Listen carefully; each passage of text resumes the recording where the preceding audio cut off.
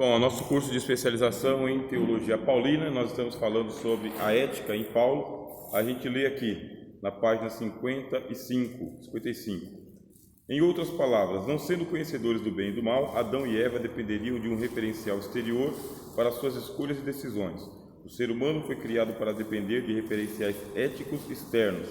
Na criação, Deus indicou não uma ética autônoma, mas heterônoma, ou seja, uma vez de independente, autônomo, o ser humano foi criado para depender da referência de éticas externas de Deus. A base do pensamento do apóstolo Paulo é o Velho Testamento.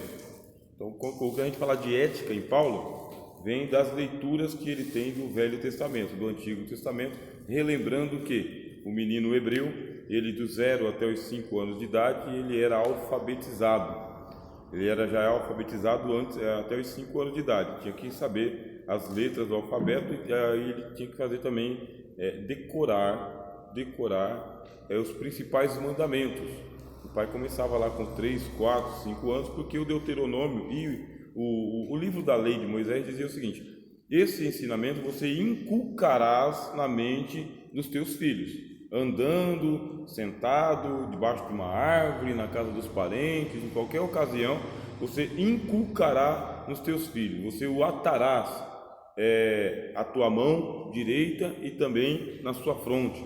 Hoje eles praticam isso literalmente, e eles criaram uma tradição que é chamada de tradição oral. Como nem todo mundo sabia ler e escrever, e o material de escrever a Bíblia também era muito caro e difícil, por isso eles faziam as rodas, o patriarca ia recitando o livro da lei. Seja bem-vindo, irmã, em nome de Jesus.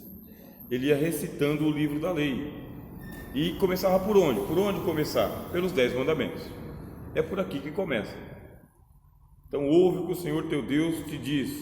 Moisés subiu ao alto do monte, aí começava lá Êxodo 19 e Êxodo 20. E disse, eu sou o Senhor teu Deus que te tirei da terra do Egito, não terás outros deuses diante de mim. E eles não explanavam, tá bom? Eles não explanavam, porque a explanação viria depois pelos anciãos, nas ocasiões em que os anciãos iam exortar as comunidades judaicas ou israelitas. Aí começava lá, não farás para ti imagem de escultura, ia recitando, e a criança tinha que memorizar o decálogo.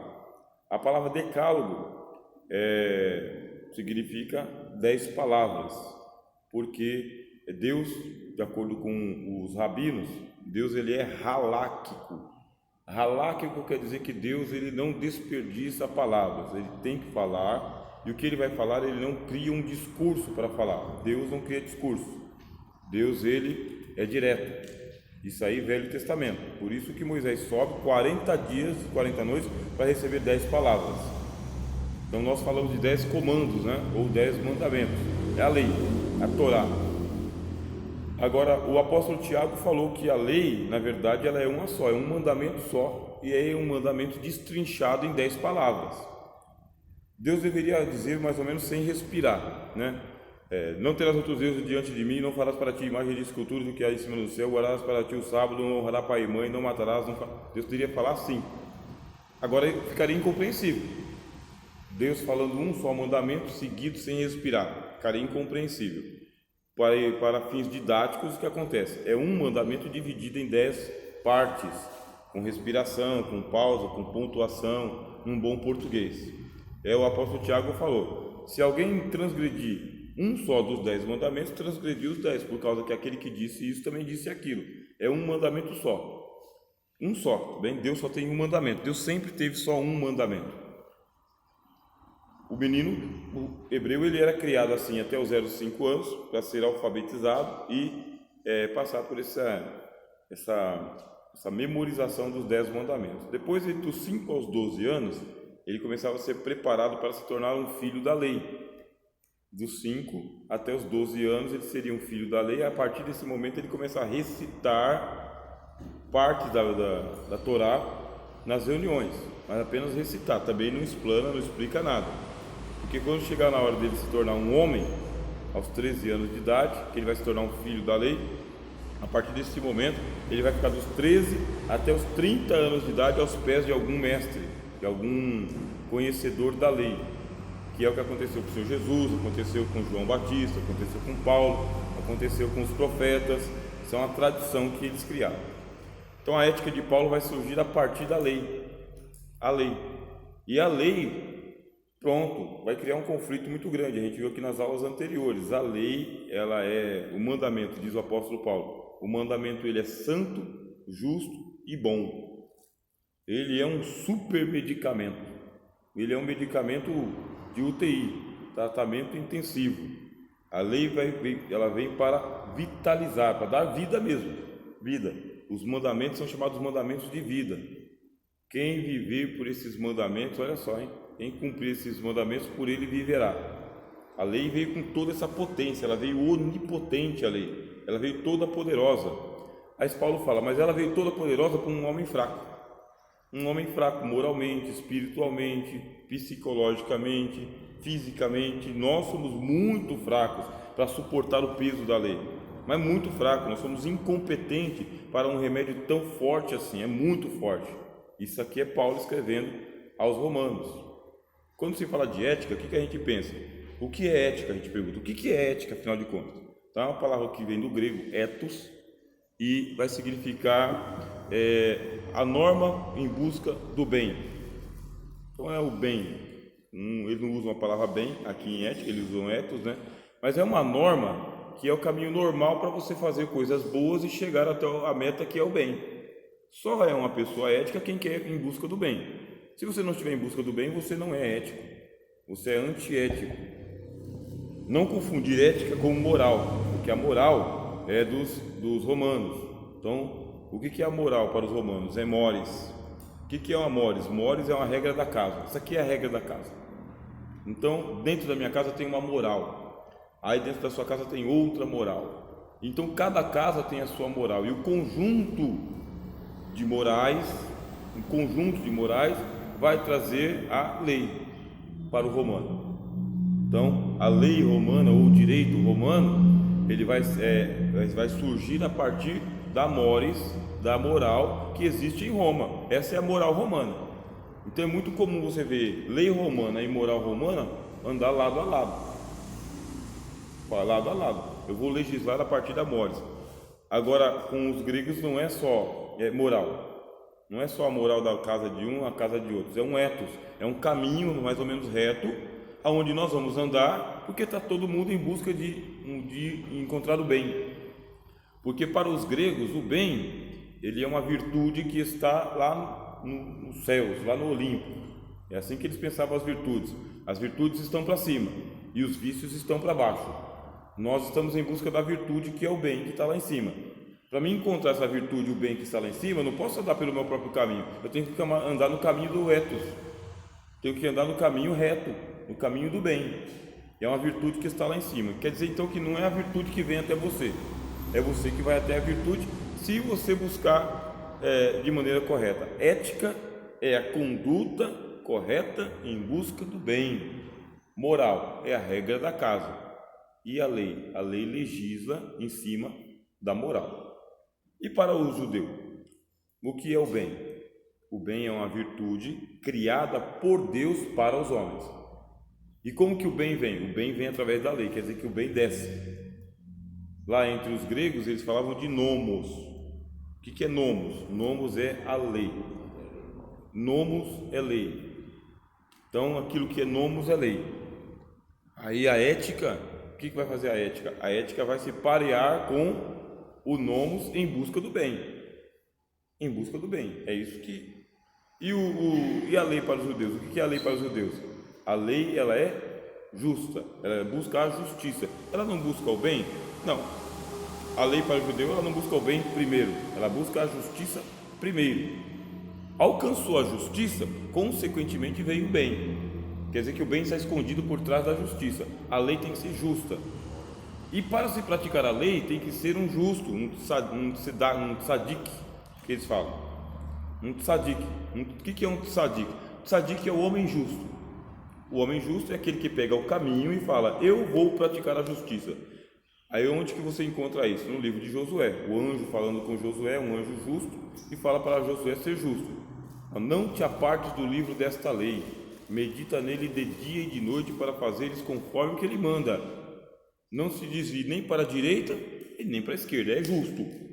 Então você percebe que existe uma espécie do que os pais da igreja chamavam de logos, semente do logos, é assim que eles chamavam. O que é a semente do logos? A palavra de Deus desceu e foi espalhada entre os homens. Quer dizer que a lei dos judeus, a lei para os romanos e a lei para os gregos, ela tem um objetivo: estabelecer a justiça e o bem. É isso que a lei vai fazer. Ela tem que ser justa e ela tem que ser boa. A diferencial para os gregos, eu tenho que ir em busca. Diferencial para os judeus, a lei vem. É um dom de Deus. E ela veio pronta. Ela veio pronta e foi entregue por revelação. Para os gregos, não, a lei é uma construção do legislador, do homem de Estado, do homem que legisla, do nomos, a lei. E para os gregos é o seguinte: a lei, ela é um melhoramento da natureza. Veja só que negócio interessante, moço. Para os gregos, a lei serve para melhorar a natureza, porque a natureza ela ficou bagunçada, ou ela está em desordem. Para o grego é o seguinte: o mundo é um caos, é uma confusão só. Se você deixar o mundo andar à la vontade, de acordo com a natureza, vai entrar em colapso, porque ele está um caos. Como que eu vou melhorar o que a natureza transformou em caos? Eu coloco uma lei, uma norma, o nomos. Através da norma eu normatizo, eu normalizo. Quer dizer que o homem interfere no curso da natureza para a natureza ficar melhor. O mundo vai ficar melhor por causa da lei. Isso é o espírito grego. Essa é a ideia do grego com a lei. Qual que é a ideia do judeu com a lei? A ideia do judeu com a lei é o seguinte: o mundo ele jaz no maligno mesmo. Isso é um pensamento judaico. Eles criam os apocalipses dele, e os apocalipses sempre mostram que o mundo será destruído, não tem jeito não.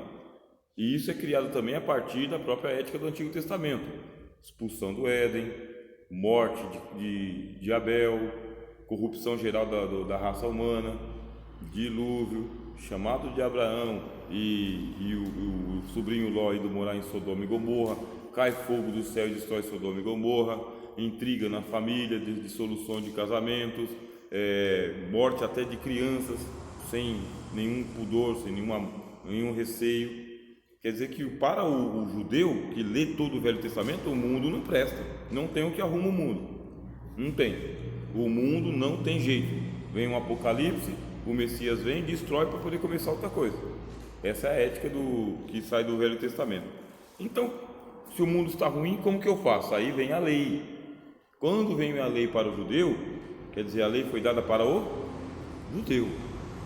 É de Deus para um povo só, um povo eleito que vai guardar esse mandamento santo, justo e bom, separado dos demais, por causa que quem vai fazer o homem bom? É a lei. Vai fazer o que bom? O homem. E o mundo? O mundo não tem jeito. O mundo não tem jeito. É para melhorar a comunidade. É por isso que eles são muito familiares.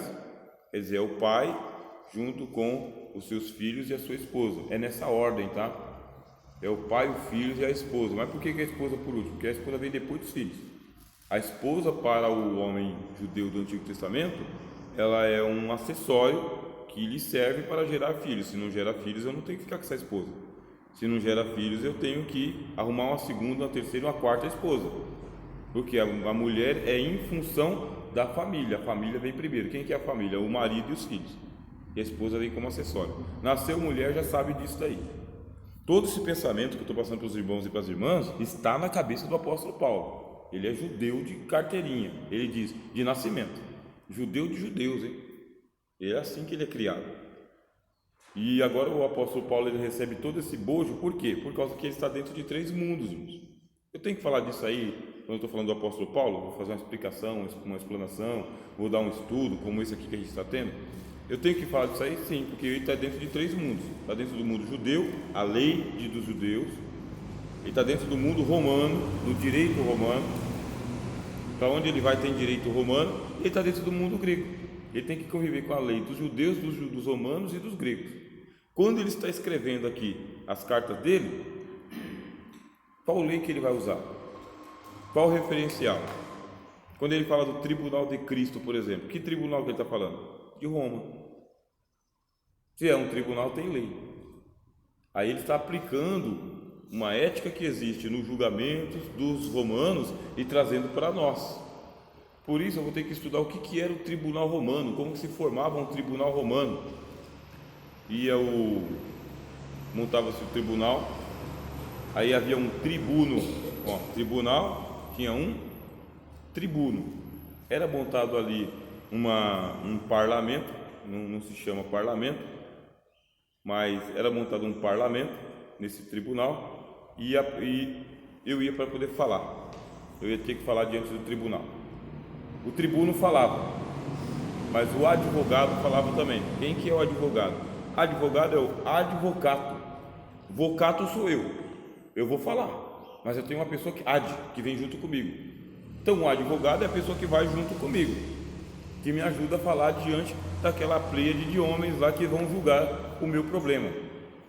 Então vai ser caso a caso, homem a homem, alguém que está ali acusando e alguém que está ali advogando.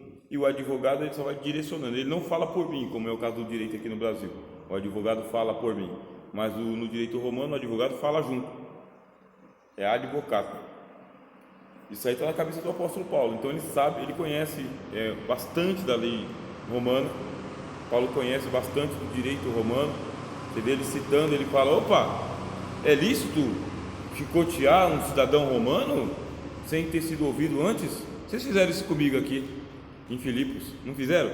Comigo e com Silas? Fizeram, não foi? Agora quer que eu saia correndo da cadeia porque descobriram que eu era cidadão romano? Vocês não fizeram prevalecer o direito.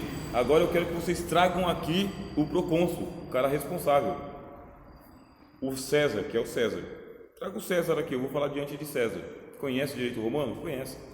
Quando ele está sendo julgado lá em Jerusalém, quando ele está sendo julgado lá em Cesareia, que o pessoal fala: vamos entregar vocês aí para os chacais, o que ele fala? Eu apelo para César. E por que ele fez isso? Conhece o direito romano.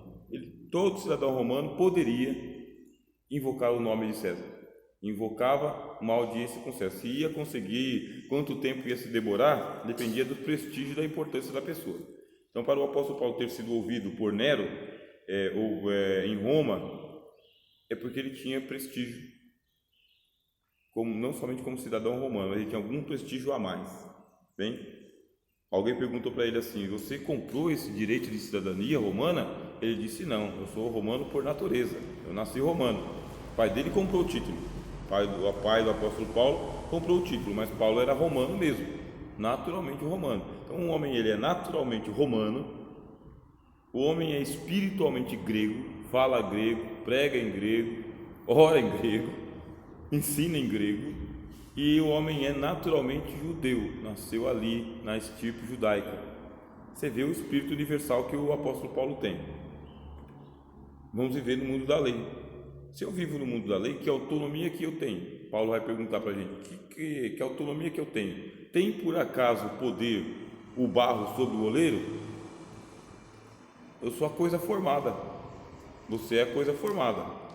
Então o que você vai conseguir falar diante do legislador? Para Paulo, há um só legislador e juiz, um só. Quem? Deus. Então há um só legislador e juiz, Deus é o legislador. Qual lei está sobre qual lei? Para Paulo, a lei de Deus. A lei de Deus é sobre todos. Agora ele usa os apetrechos das outras leis gregas e romanas, ele usa como um acessório. E se a gente for pelo espírito dos pais da igreja, ele usa isso por causa que a lei, seja ela qual for, se ela for boa e se ela for justa, é de Deus, mesmo que ela não seja santa, que a lei não precisa ser santa, a lei dos homens não precisa ser santa, mas ela tem que ser justa e tem que ser boa. Então se ela é justa e se ela é boa, ela vem de Deus. E é nesse contexto que os irmãos vão ler agora Romanos capítulo 13. Toda alma esteja sujeita às potestades, porque não há potestade que não venha de Deus, ou autoridades. Toda alma, toda, mas é muita coisa, mas é. O que é então esse magistrado? É um magistrado autorizado por Deus, ou criado por Deus, para estabelecer o bem. Se os irmãos quiserem abrir a Bíblia aí, capítulo 13 de Romanos, e quiserem usar a voz de trovão que vocês têm, a gente vai estar ouvindo. Quem quiser ler, também toda alma esteja sujeita, por favor. Quem encontrou pode ler. Toda alma esteja sujeita às potestades superiores, porque não há potestade que não venha de Deus, e as potestades que há foram ordenadas por Deus. Por isso, quem resiste à potestade resiste à ordenação de Deus, e os que resistem trarão sobre si mesmo a condenação. Então não há potestade que tenha estabelecido a si mesmo, não há autoridade que estabeleça-se a si mesmo. Todas elas vieram de Deus. Isso aí é a ética de Paulo. Tem uma lei? Tem. Da onde veio essa lei? De Deus. É justo? É. É boa? É. De Deus. E agora? Me sujeito. E por que eu me sujeito? Porque quem resiste a um mandamento de Deus, a uma ordenação de Deus. Aqui ele não especificou dizendo, sujeite-se à potestade judaica, ou romana, ou grega. Não, toda. Aí a gente começa a perceber o seguinte: o mundo tem autonomia? Não tem. O mundo não tem autonomia. O mundo está dentro de uma heteronomia. Heteronomia, você e eu teremos de conviver com o império das leis.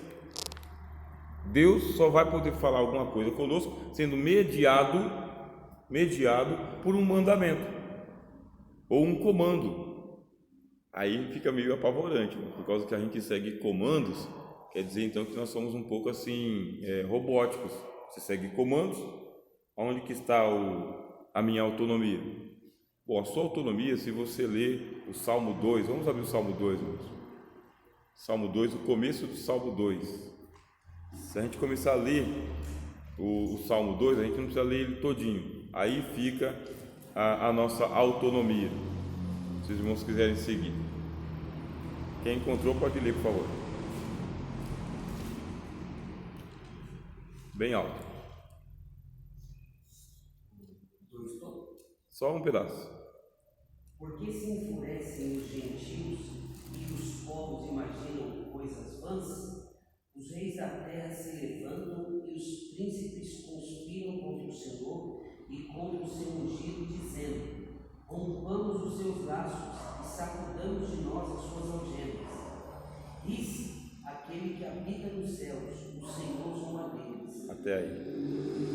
Então, o Salmo 2 vai mostrar o que acontece com a sua autonomia, com a autonomia dos povos. Por que se amotinam os povos e ficam pensando coisas vãs? Que coisa vã? Rompamos de nós as suas ataduras. Chega de ser comandado por Deus. Chega de ser mandado por Deus. Vamos seguir o nosso próprio caminho. O Senhor dos altos céus se ri deles e zomba, porque não existe autonomia. O que existe? Heteronomia. Heteronomia é o convívio do homem com diversas normas. Hétero, tá? Diferentes normas, diferentes nomos. Heteronomia. Nomo é lei. Você e eu vamos ter que conviver com a lei romana, com a lei judaica, com a lei grega, com a lei brasileira, com os contratos, com as normas, com os regulamentos, com as diretrizes, com a ética, com a moral. Vai ter que viver com as cordas. Está amarrado. Literalmente. O demônio está amarrado? Não, você está amarrado. Está amarrado a todas as leis. Não existe autonomia. O que é autonomia? Eu mesmo sou minha própria lei. Eu mando e desmando e faço e desfaço. Não, filho. Deus dos altos céus ri de você. Que tolice. Agora existem leis que elas são mais poderosas, mais potentes, e outras que são mais amenas. São um contrato verbal. Se você tem esse pensamento, se você sabe disso aí, aí vai lembrar o que o Kierkegaard falou. O Kierkegaard ele disse assim: quando você estiver se relacionando com Cristo, vai com fé, vai com alegria, vai com confiança, porque Ele é homem. Mas quando você estiver chegando assim, é Deus. Isso aí é a frase do Kierkegaard. Você quer amizade com Jesus, você quer amor com Jesus, quer carinho com Jesus? Tem, mas é Deus, hein? É Deus. Então, você tem liberdade? Tem, mas não tem toda. Você tem direito? Tem, mas não tem todo. O que você tem? Você tem aquilo que foi lhe entregue. Aí é a ética de Paulo. Se você recebeu, por que você se gloria como se não tivesse recebido? Que negócio é esse? Não existe. Ninguém aqui disse: agora eu estou aqui no céu, vou descer e vou nascer. Não, quando pensou que não, estava aqui na terra, fazendo e acontecendo. Pensou que não, encontrou as leis da natureza. Nós estamos todos determinados biologicamente. Ninguém aqui tem 3 braços, 4 braços das cabeças, 5 cérebros. Está determinado biologicamente. Biologicamente só pode ter 2 pés com 5 dedos, 2 braços. Se tiver alguma coisa a mais é considerado anomalia genética, você é anormal. É anormal fisicamente. Então está limitado com a sua visão. Sua visão tem um raio aqui que é um foco e a visão periférica. Você não consegue ter um olho que nem o olho da abelha, por exemplo. Não consegue ter visão noturna igual o lince, igual o morcego. Não consegue ter audição ultrassônica igual o cão e o morcego. Não consegue respirar debaixo d'água igual o peixe. Não consegue voar igual as aves. Não consegue gritar igual um leão, rugir igual um leão. Tem limitações biológicas. Então, a natureza está ensinando. Você está limitado por leis. É heteronomia e ponto. Heteronomia, as cordinhas estão amarradas nos seus braços, nos seus pés. As cordinhas da lei. E para ajudar, não bastasse a lei dos homens, a lei dos gregos, a lei dos romanos, ainda vem a lei de Deus para ajudar-vos. Porque a lei de Deus, o mandamento é santo, justo e bom. É uma lei espiritual. Só que é uma covardia. Foi uma covardia. Do ponto de vista ético, foi covardia. Por quê? A lei foi entregue a um homem doente, um homem fraco. Eu sou carnal, vendido como escravo ao pecado. E Deus pega e me dá um mandamento: não terás outros deuses diante de mim. Isso é um mandamento que é uma covardia. Por que não ter outros deuses diante de mim? Sendo que a alma está idólatra. A alma tem idolatria natural. A alma, ela se volta para os deuses. Ela cria deuses. O camarada vai olhar para um carvalho e falar: eu vou adorar isso daqui. Da onde que vem isso? Está na alma dele, é vício. Então nós somos viciados em idolatria. Se não houver um ídolo, a gente cria um ídolo. Aí Deus diz: não terás outros deuses diante de mim. Não farás para ti imagem de escultura do que há do céu, na terra ou embaixo da terra. O homem, naturalmente, ele é um escultor de imagens. Nós estamos o tempo todo criando imagens e nos referenciando para essa imagem. Aí o mandamento diz: não te encurvarás a elas e não as servirás. E a gente serve a imagem que criamos. Tanto é que quando surgiu o anticristo, que ele fizer a imagem da besta, todos os moradores da terra, por quê? Porque a natureza está viciada. E honrará teu pai e a tua mãe. A criança desde pequenininho já começa desafiando pai e mãe, desde pequeno. Os gregos contavam um mito chamado mito do Édipo Rei. E o mito do Édipo Rei é justamente o mito do filho que mata o pai e se apodera da mãe. Existe um antagonismo entre os pais e os filhos. É por isso que o pai tem que corrigir o menino. Aí vem o Provérbios dos judeus e fala: opa, não descansa a tua vara, fustiga o menino com vara.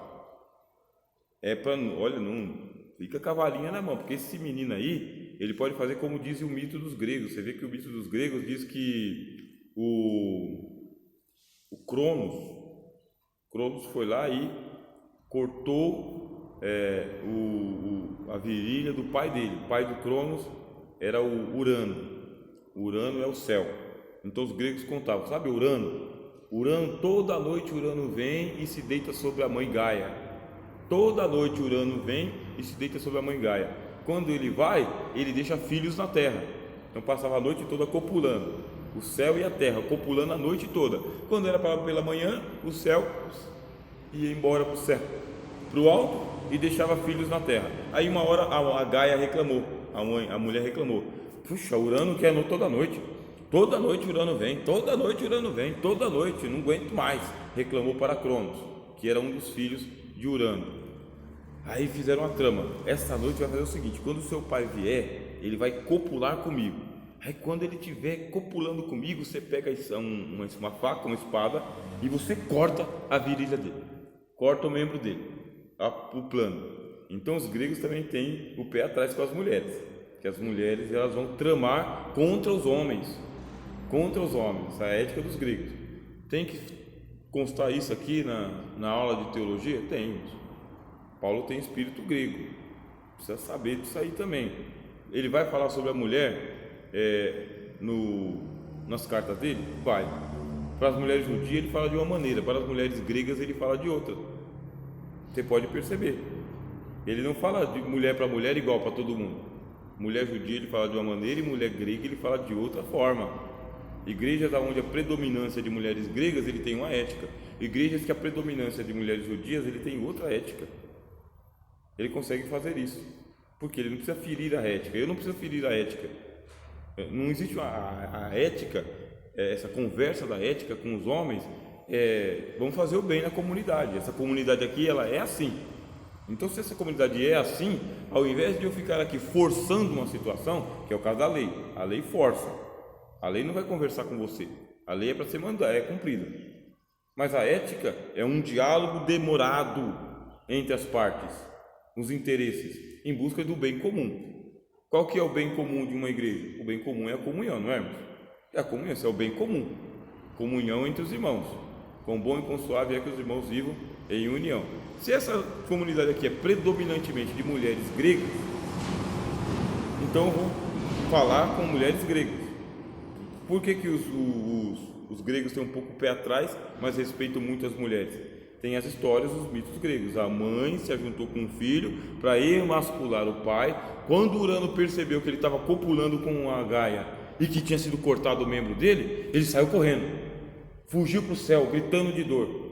Aí foi soltando o esperma dele pelo céu. Ele fugiu, sangue misturado com esperma.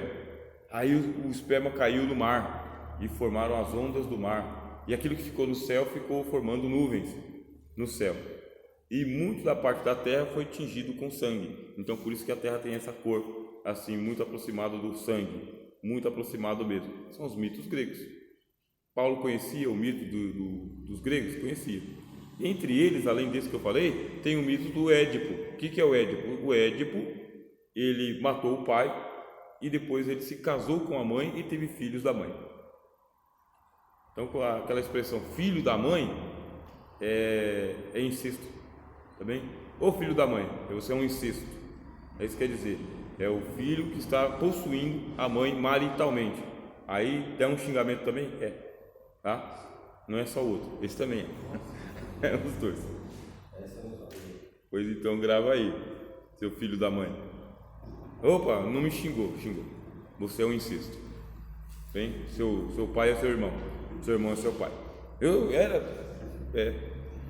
Quer dizer que existe um conflito. O mandamento diz: honrará pai e mãe. O mandamento de quem? Dos romanos? Não. O mandamento de quem? Dos gregos? Não. De quem? Do Deus. Honrará pai e mãe. É fácil? Não. Tem um conflito.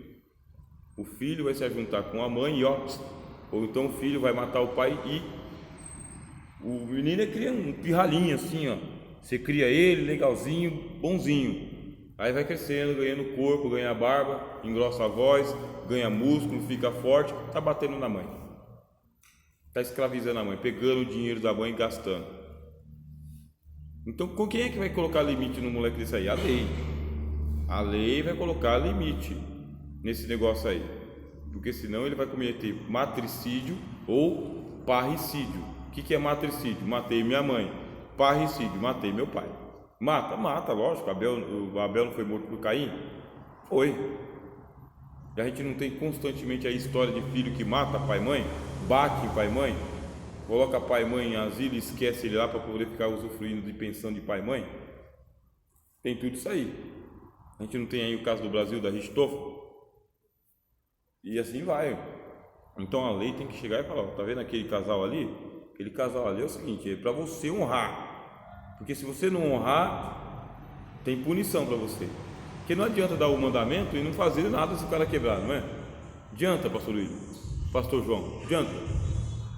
Não adianta, meu irmão Antônio, adianta. Você dá o mandamento, o cara vai lá, quebra, não acontece nada com ele, não adianta nada. Aí vem a lei e fala o seguinte: olha, hoje proponho diante de você a bênção e a maldição. Escolhe a bênção, ainda dá a diretriz: escolhe a bênção para que vivas. Porque se você escolher esse lado aqui, vai ser maldito na terra, no campo, na cidade, com até a tua panela, até a tampa da tua panela. Quando você entrar, quando você sair, até o teu escravo vai te amaldiçoar, porque você não cumpre a lei. você não cumpre. A lei é para ser cumprida. Precisa ser cumprida. Com esse pensamento, irmãos, já dá para a gente fazer aqui uma pequena pausa, né? 35 minutos falando. Jesus.